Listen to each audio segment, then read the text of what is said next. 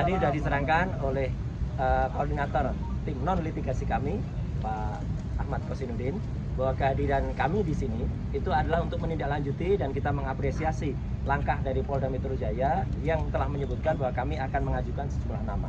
Sejumlah nama itu penting karena apa? Satu ya, misalnya ahli ITE.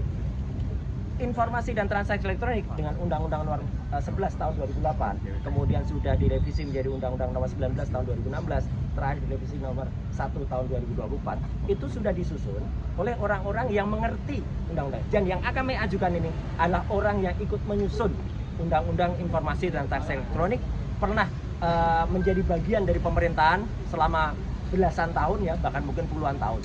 Jadi bukan sekedar orang, katakanlah dia dosen di sebuah kampus, kemudian dia membaca Undang-Undang ITE, dia menerjemahkan sendiri Undang-Undang ITE.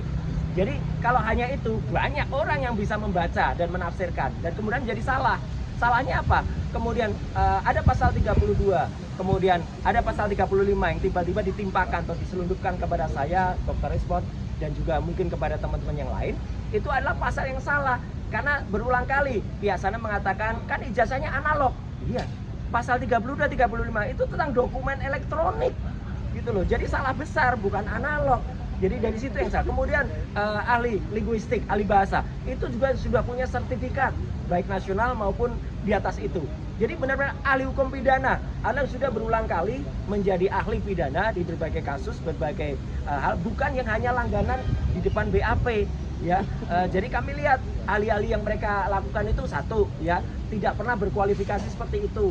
Hanya bisa membaca undang-undang, bukan pembuat undang-undang. Jadi nggak bisa dong menafsirkan undang-undang. Saya kebetulan yang membuat juga, tapi karena saya dalam hal ini yang diajukan statusnya menjadi tersangka, maka saya nggak bisa. Tapi yang di atas saya inilah orang yang bersama-sama saya dulu, ya, yang dulu ikut dan dia di sisi pemerintah, saya di sisi individu. Jadi saya kira itu ya, clear anunya apa agenda kita hari ini. Sekaligus juga kita mengajukan gelar perkara khusus untuk supaya apa? Kasus ini supaya terang benderang diketahui oleh masyarakat dan lainnya. Dan sekali lagi saya ingin menyampaikan terima kasih kami kepada semua pihak yang sudah ikut membantu membersamai ibu-ibu, mak-mak, teman-teman tokoh-tokoh aliansi independen ya, dan juga lawyer terutama yang di bawah koordinasi Pak Petrus Celestinus dan juga Pak Ahmad Kosinudin. Saya kira itu ya, mungkin akan disambung oleh Bang Resmon. Silakan Pak. Oh, satu lagi dikit. Semalam ada satu acara, saya nggak nyebut TV-nya ya, yang ada seseorang yang tanpa kualifikasi yang jelas ya, menjelaskan tentang VGGNet, menjelaskan tentang ArcFace, menjelaskan tentang FaceNet. Waduh, itu seperti anak kecil yang barusan dapat kuliah sehari, kemudian dia nerangin. Dia nggak bisa nerangin kayak kualifikasinya apa gitu.